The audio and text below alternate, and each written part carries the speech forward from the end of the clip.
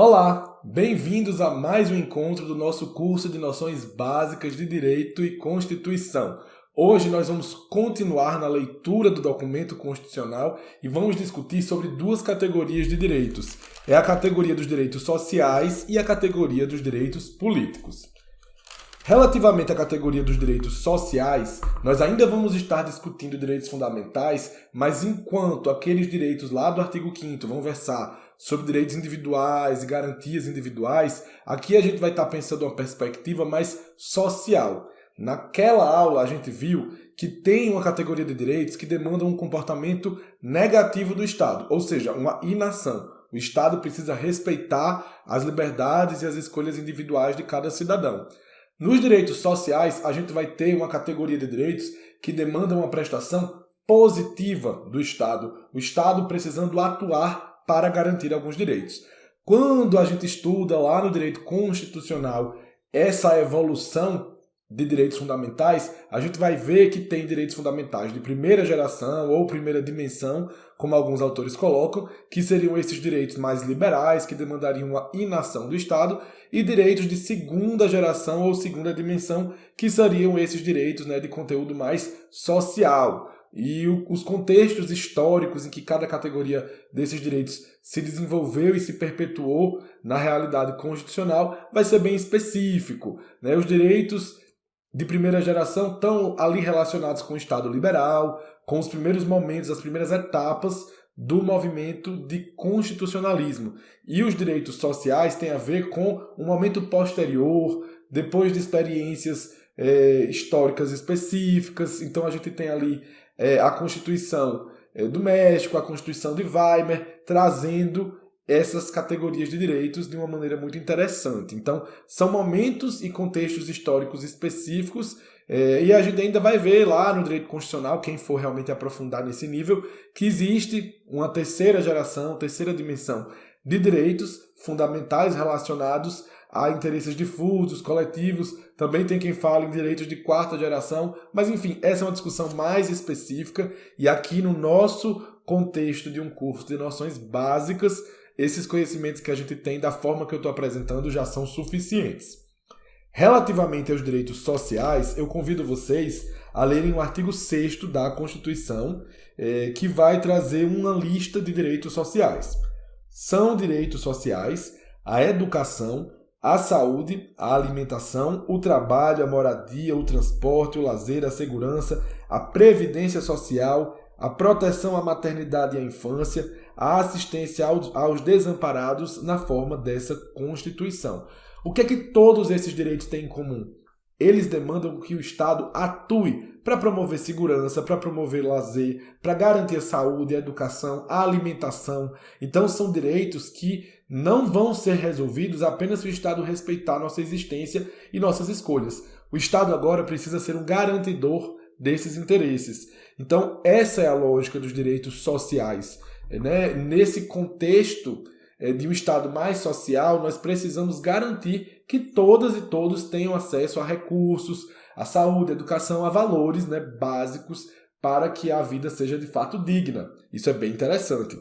E aí, se a gente analisa os artigos seguintes, a gente vai ver, por exemplo, no artigo 7º, uma longa categoria de direitos que vai trazer aí uma proteção aos trabalhadores. Direitos relacionados ao salário, ao seguro-desemprego, fundo de garantia, uma lógica de estabilidade da relação de trabalho e também de uma assistência para o trabalhador no momento em que ele não está mais numa relação de trabalho. Ter uma garantia material, ter uma garantia de recursos básicos para garantir a sua subsistência é uma necessidade de qualquer pessoa. Se eu não tenho condições de comprar minha alimentação, comprar meus recursos, garantir minha moradia, eu não vou ter dignidade. Então, nessa perspectiva, os direitos sociais vêm como uma categoria de direitos que busca garantir esse aporte patrimonial mínimo, esse acesso à renda, para que todos os trabalhadores e todas as trabalhadoras tenham acesso à dignidade nessa perspectiva, certo?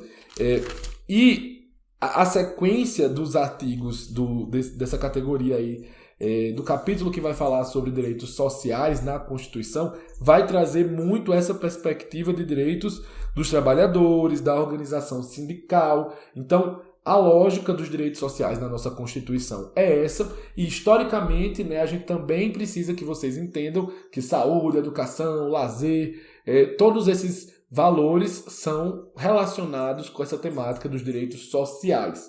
O Estado não precisa apenas respeitar nossos direitos, ele também precisa agir. Então, esse é um momento em que o constitucionalismo dá uma virada na chave. Por quê? Porque a gente viu que, tradicionalmente, eu penso o constitucionalismo como um movimento que vai garantir, né, uma limitação dos poderes do Estado. Mas agora ele também vai demandar, né, a Constituição vai demandar que o Estado preste garantias, que o Estado garanta direitos, certo? Na sequência do texto constitucional, nós temos dois capítulos importantes. O capítulo que vai falar sobre nacionalidade e o capítulo que vai falar sobre direitos políticos.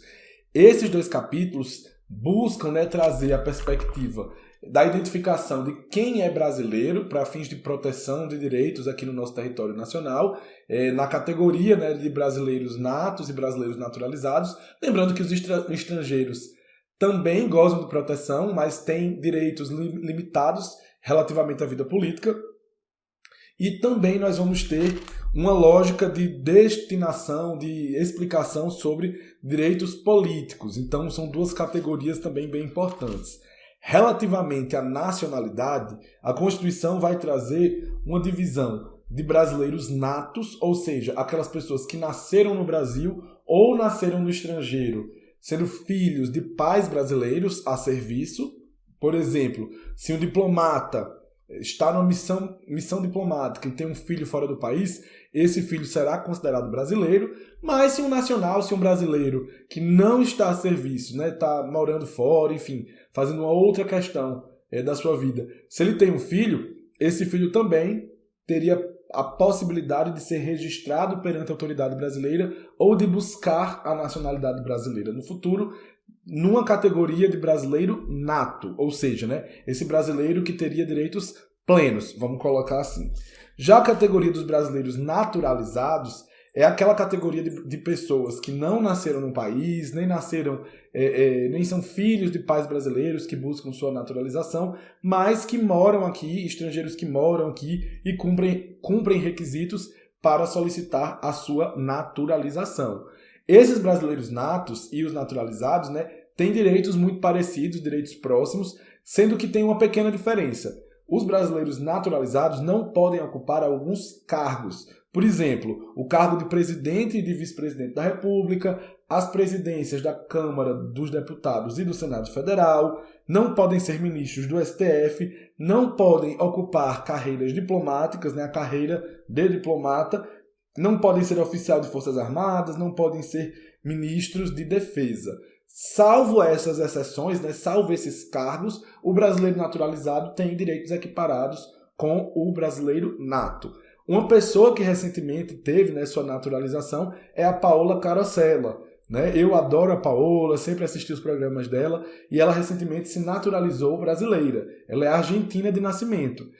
E ela não poderia, por exemplo, ser a nossa presidenta. Eu adoraria que a Paola fosse nossa presidenta, mas ela não poderia concorrer a esse cargo por ser uma brasileira naturalizada. Mas uma pessoa que não nasceu no Brasil, mas é brasileiro nato por ser filho de pais brasileiros, num contexto específico, é o Rodrigo Maia. O Rodrigo Maia é deputado federal e ele ocupou um desses cargos listados aqui nas exceções que os brasileiros naturalizados não podem exercer, né, esses cargos. O Rodrigo Maia foi presidente da Câmara dos Deputados, por 2 mandatos, inclusive. Então, veja, ele, apesar de ter nascido fora do país, ele nasceu no território chileno, ele é brasileiro nato porque os pais dele são brasileiros, ele cumpre os requisitos aqui para ser brasileiro nato. Se ele fosse brasileiro naturalizado, ele poderia ser deputado federal, mas não poderia ter sido eleito presidente da Câmara dos Deputados Federais, né? A Câmara dos Deputados. Então, né, nós vamos entender ainda o que é a Câmara, como que o Poder Legislativo se estrutura, mas eu já preciso que vocês entendam aí, né, que existe essa exceção para ocupar alguns espaços da nossa vida política para brasileiros que não nasceram no país, brasileiros que são naturalizados.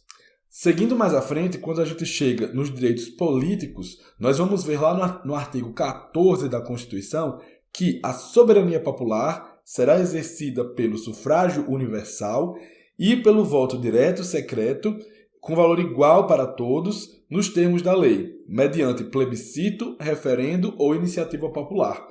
A maneira como a gente pode exercer a vida política, né, os direitos políticos no Brasil, está relacionada com a democracia representativa. Nós elegemos deputados federais, senadores, que vão, no âmbito da União, exercer, né, o poder legislativo através do nosso voto. Nós escolhemos essas pessoas, e no âmbito dos estados e municípios nós também elegemos deputados estaduais e vereadores que vão falar por nós nos parlamentos, exercendo essa democracia representativa, indireta. Mas também temos meios de nós mesmos, cidadãos e cidadãs, de forma direta, participarmos da vida política, exercermos diretamente a soberania popular, através do plebiscito, do referendo e da iniciativa popular. São figuras assim pouco usadas, né? Mas o plebiscito ele tem a ver com a aprovação de uma medida que será proposta. O referendo ele tem a ver com a validação de uma pauta que foi discutida e precisa de referendo popular. E a iniciativa popular é uma questão bem interessante. É a possibilidade de os cidadãos se unirem e elaborarem um projeto de lei e encaminhar esse projeto para o Congresso Nacional. Certo? Isso aconteceu poucas vezes. Algumas dessas vezes, né, que são interessantes de destacar, foi nas articulações que culminaram na Lei 8.930 de 94, a lei que resultou numa modificação dos crimes hediondos para ter uma punição mais dura para quem comete homicídios dolosos.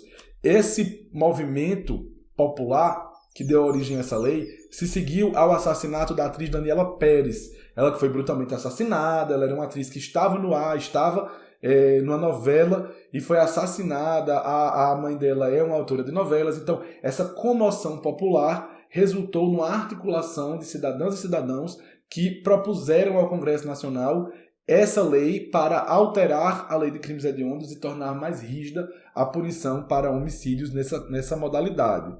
Também tivemos a Lei 9.840 de 99, que, né, trouxe um combate à compra de votos, está ali relacionado à corrupção, aos direitos eleitorais. Então, essa também foi uma lei de iniciativa popular, assim como a Lei Complementar 135 de 2010, a chamada Lei da Ficha Limpa, que buscou trazer aí requisitos mais rígidos para os candidatos a cargos eletivos. Então, você vê que o que costuma mobilizar o interesse coletivo, a articulação popular para resultar projetos de lei, são pautas, né, voltadas a essa discussão dos direitos eleitorais, do combate à corrupção. Então, parece-nos que essa discussão do combate à corrupção é algo que mobiliza a população. Né? Pena que a gente só enxerga essa questão em alguns momentos, que a gente, né, faz uma lei de iniciativa popular para combater isso, mas a gente acaba elegendo através do voto pessoas que costumeiramente se envolvem em escândalos de corrupção, tanto nos legislativos dos municípios, dos estados,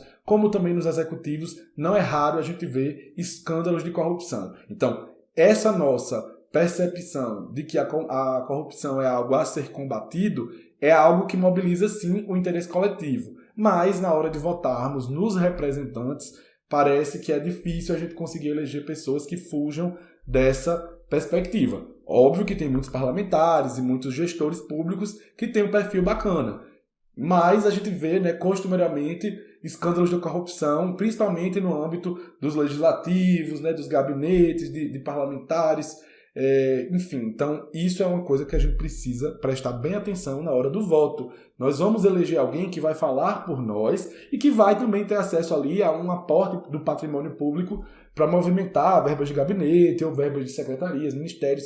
Então, é preciso que a gente escolha, sim, pessoas idôneas para ocupar esses assentos, certo?